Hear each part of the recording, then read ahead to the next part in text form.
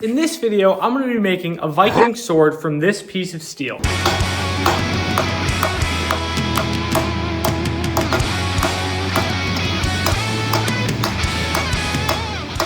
The design of the Viking sword differs from later medieval swords, and it was primarily a cutting weapon, whereas other ones were usually used to stab, generally for piercing armor. Since there was less armor in general in the Viking Age, cutting was your main method of attack with a sword, and so they designed their swords for that purpose. What this translates to in sword making is a wider blade and a different kind of point than you would see on normal swords. Now, a lot of sword makers, when they go to make a Viking sword, they put a really pointy tip on it, but that isn't historically accurate because Viking Age swords didn't have a pointy tip, they had a more rounded tip. And so one of my efforts when making this is to try and get the tip as rounded as possible while still being able to puncture if the need be.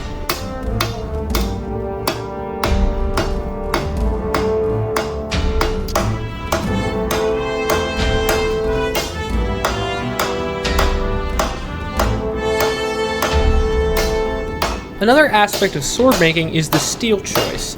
I chose to use 8670 steel, but historically this would have either been a pattern welded blade, like Damascus we see today, or in the Ulfber Viking swords, it would have been a kind of crucible steel. Now, it is still a mystery how Vikings got crucible steel, since it wasn't invented till much later in that part of Europe, but there are some theories that it was either imported from India, or that the Franks somehow learned how to create crucible steel hundreds of years before it was commonly used.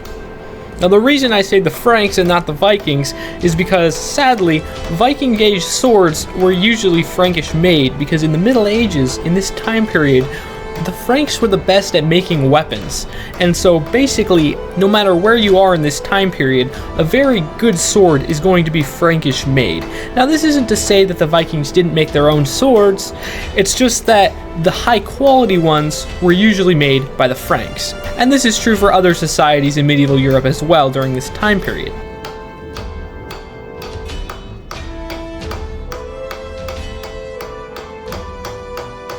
Here I'm trying to forge a taper into the blade. Now, while Viking swords had slightly less taper than later medieval swords, since they needed more mass towards the tip in order to cut well, there is still some taper in order to keep the balance of the blade close to the hand.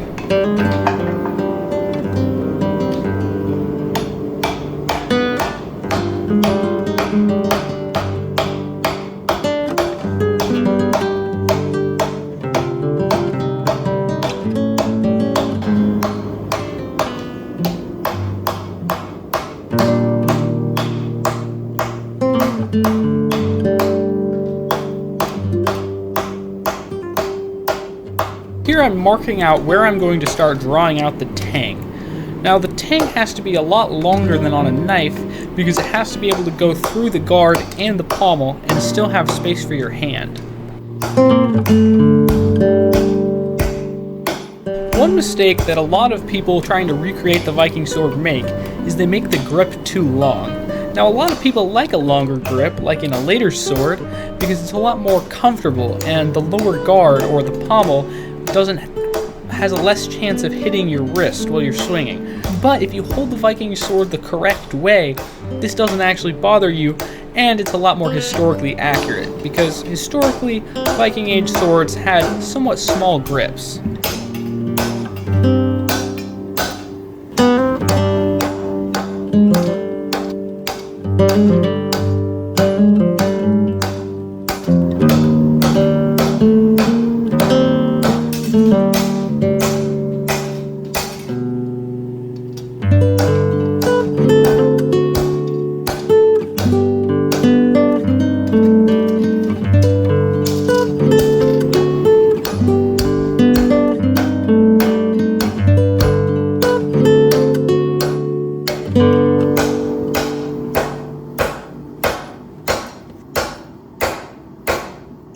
Here's the sword after the rough forging.